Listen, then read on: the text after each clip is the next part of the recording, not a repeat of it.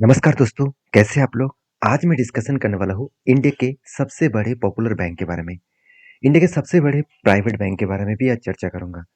तो उससे पहले एक चीज़ आपको सबसे पहले दिखाना चाहूँगा कि किसी भी कंपनीज़ के ऊपर काम करने से पहले मैंने आपको हमेशा कहा कि उस सेक्टर में कितना ग्रोथ है, वो देखना ज़रूरी है। देखिए, जिस तरीके से मार्केट में एक बिग फॉल देखने को मिला था अ, प्रीवियस मंथ में मतलब अक्टूबर मंथ से जिस तरीके से करेक्शन देखने को मिला और ये भी बताया जा रहा है कि एक भारी भरकम मतलब फॉल होने वाला है, मार्केट बिग क्रैश होने वाला है। तो मुझे उस टाइम भी देखने को मिला कि यहाँ पे स्ट्रांगली एक सपोर्ट था और मैंने आपको वीडियो बना के भी बताया था कि 49,584 लेवल का एक स्ट्रांगली इसका सपोर्ट था। और देखिए वहाँ पे ही सपोर्ट लिया, उसके बाद एक शानदार तरीके से मतलब कैंडल क्रिएट किया, ऊपर क्लोजिंग दिया, उसके बाद देखिए रीबाउंस कर रहा है। इसका मतलब कंपनी के ऊपर शानदार तरीके से एक रीबाउंस हो रहा है, यहाँ से कंपनी एक शानदार तरीके से बैक कर रहा है और इसी बैक के अगेंस्ट में वो टॉप लेवल तक ब्रेक कर सकते हैं। सीधा-सीधा कहूँ कि बैंक सेक्टर बहुत स्ट्रांगली अप ट्रेंड है। अगर इसी जगह पे मैं निफ्टी को अगर देखूँ, निफ्टी 50 को देखूँ, तो आप देखेंगे तो यहाँ पे जिस तरीके से करेक्शन हुआ, उसके बाद रिकवरी तो हो रहा है, मगर बैंक के जैसा ही रिकवरी नहीं हो रहा है। मतलब निफ्टी में बाकी जो कंपनी है, बाकी जो सेक्टर है, उसमें बहुत ज़्यादा प्रेशराइज़ है। यहाँ पे बैंक अभी क्लियर कट वो अप ट्रेंड में है और इसीलिए आज मैं बैंक सेक्टर के ऊपर एक कंपनी के बारे में चर्चा करूँगा, जहाँ पे मैंने किस तरीके से काम किया और किस तरीके से स्विंग बेसिस में मुझे टेक्निकली चार्ट पैटर्न्स देखने को मिला। सब कुछ मैं इस वीडियो के अंदर शेयर करने वाला हूँ। इस वीडियो को पूरा देखिए और अभी तक आपने चैनल को सब्सक्राइब नहीं किया तो ज़रूर कर लीजिएगा। सबसे पहले देखिए किसी भी कंपनी के ऊपर काम करने से पहले उसका स्ट्रेंथ जानना है। तो मैं आज बात किस कंपनी के ऊपर करने वाला हूँ वो देख लीजिए, उसका नाम है एचडीएफसी बैंक। तो सीधा-सीधा कहूँ कि इंडिया के सबसे बड़े बैंक्स भी है, ये बात तो आप सभी जानते हैं। तो चलो इस कंपनी के कुछ इंपॉर्टेंस पॉइंट देख लेते हैं। सबसे पहले देखिए एचडीएफसी बैंक क्यों इतना सिक्योर माना जाता है?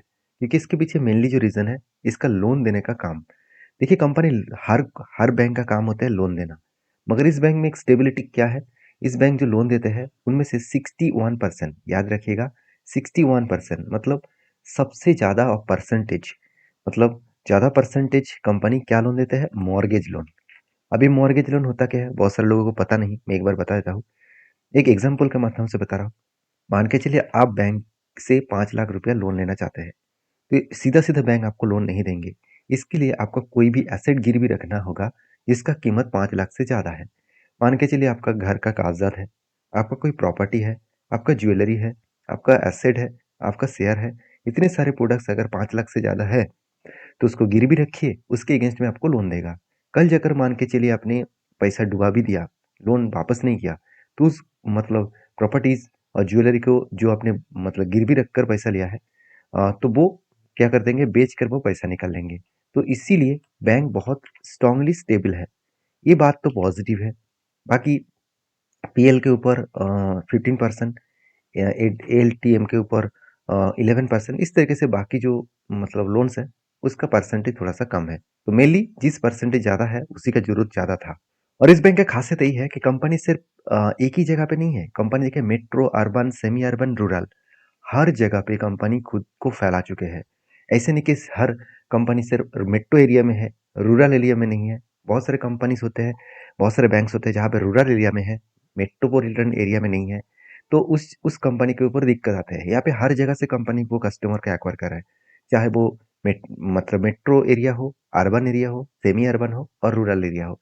आप देख सकते हैं किस तरीके से हर साल वो ग्रोथ कर रहा है, किस तरीके से वो हर साल यहाँ पे चेंजेस कर रहा है खुद के कस्टमर बेस को, खुद के ब्रांचेस को। तो सीधा-सीधा कहूँ कि कंपनी 2023 के जून क्वार्टर में टोटल ब्रांचेस था 7,860, अभी वो नेटवर्क बढ़ के हो चुके हैं 9,000 के आसपास। तो हर साल कंपनी का जो नेटवर्क है वो बढ़ते चले जा रहा है। इस कंपनी का सबसे जो खासियत पॉइंट है वो है इसका एनपीए। अभी एनपीए होता क्या है? Non banking asset. Non banking asset मतलब मान के चलिए बैंक ने जिसको लोन दिया, उस लोन को वो कितने सारे लोग उस बैंक लोन को चुकाया, कितने सारे लोग उस लोन को वापस किया। अगर लोन वापस नहीं हुआ तो उसी को बैंक एनपीए के हिसाब से पकड़ लेते हैं। जैसे आप देख सकते हैं इसका नेट एनपीए हमेशा 1.3 से लेकर 1.4% सॉरी ग्रॉस एनपीए हमेशा 1.3 से लेकर 1.4% होते हैं, जो एक बेस्ट माना जाता है। उसी तरीके से अगर नेट एनपीए को देखा जाए तो वो 0.30 से लेकर 0.40 तक है। तो यहाँ पे एक बेस्ट परफॉर्मेंस कंपनी किया है क्योंकि एनपी जितना कम होगा उतना ही उस बैंक का ग्रोथ होने वाला है। तो यहाँ तक तो कंपनी का सब कुछ परफॉर्मेंस ठीक-ठाक है।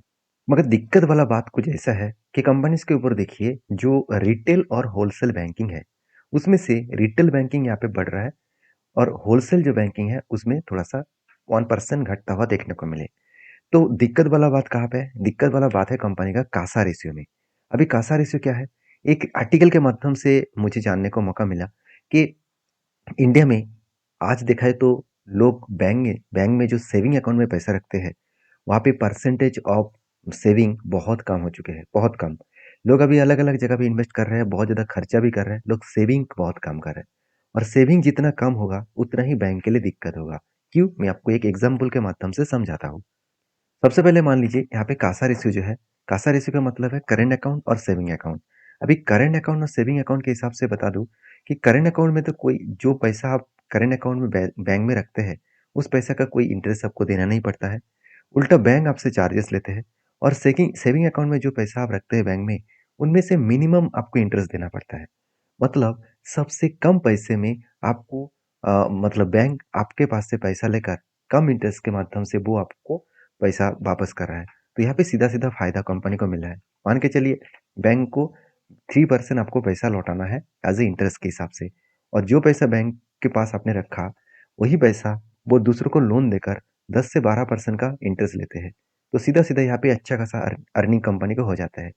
अगर कासा रेशियो ही कम हो जाए, तो उसको लोन देने के लिए दूसरे जगह से लोन लेना पड़ेगा।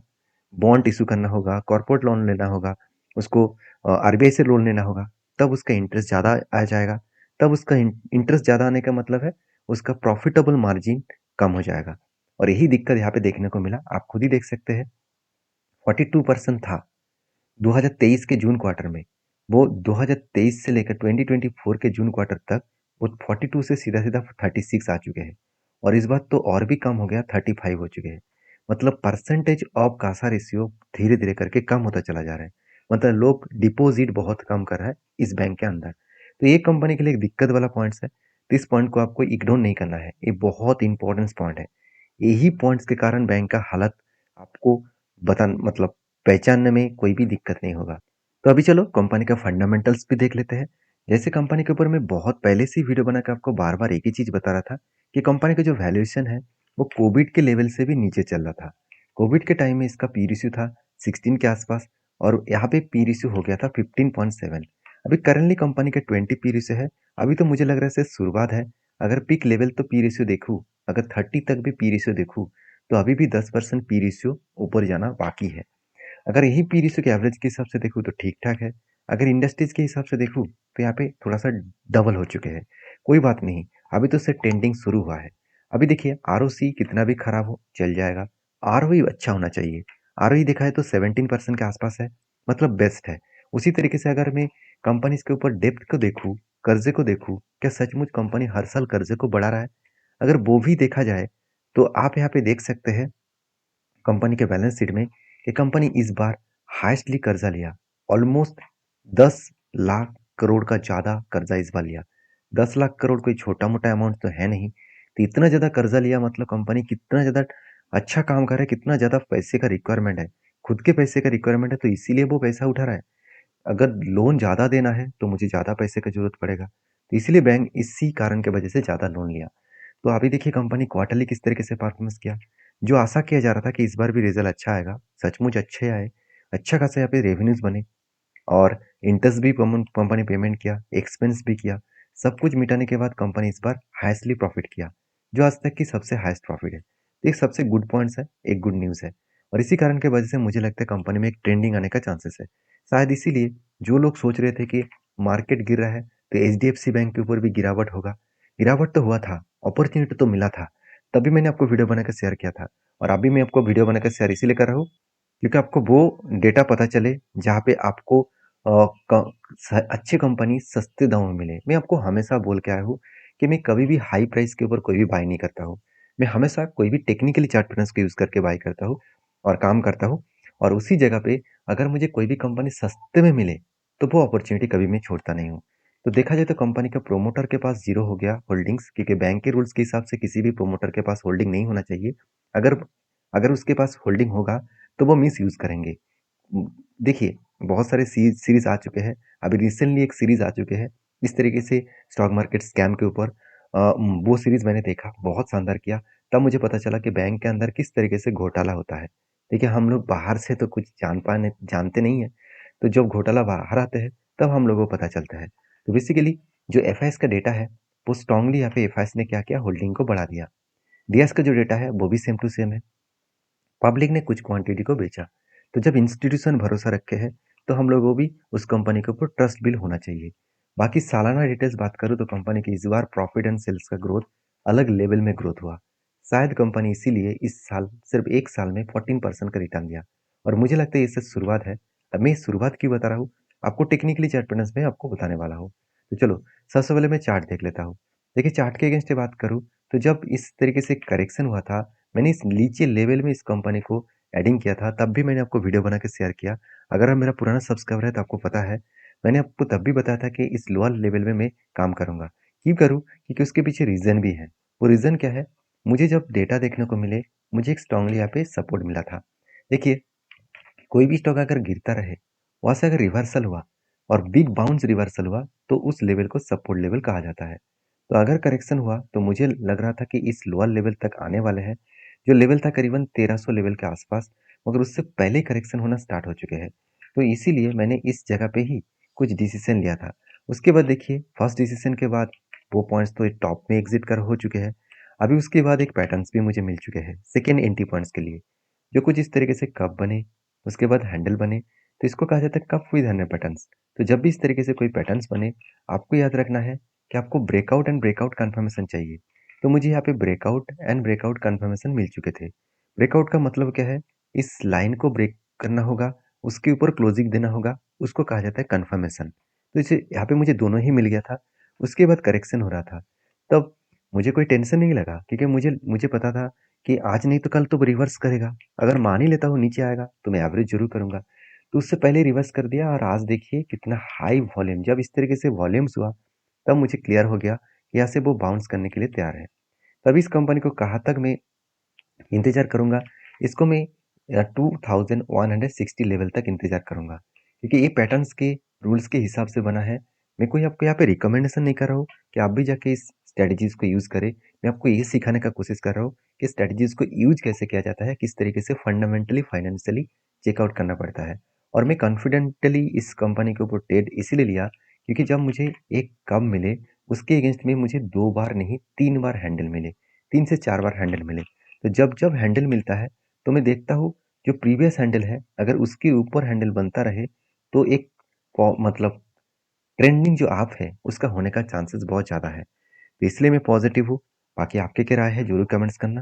और अगर एक बार मेरे वीडियो को आपको अच्छा लगे, तो प्लीज़ एक लाइक करना, दोस्तों के साथ भी शेयर करना, और चैनल को भी सब्सक्राइब करना। मिलते हैं नेक्स्ट वीडियो में, तब तक के लिए धन्यवाद।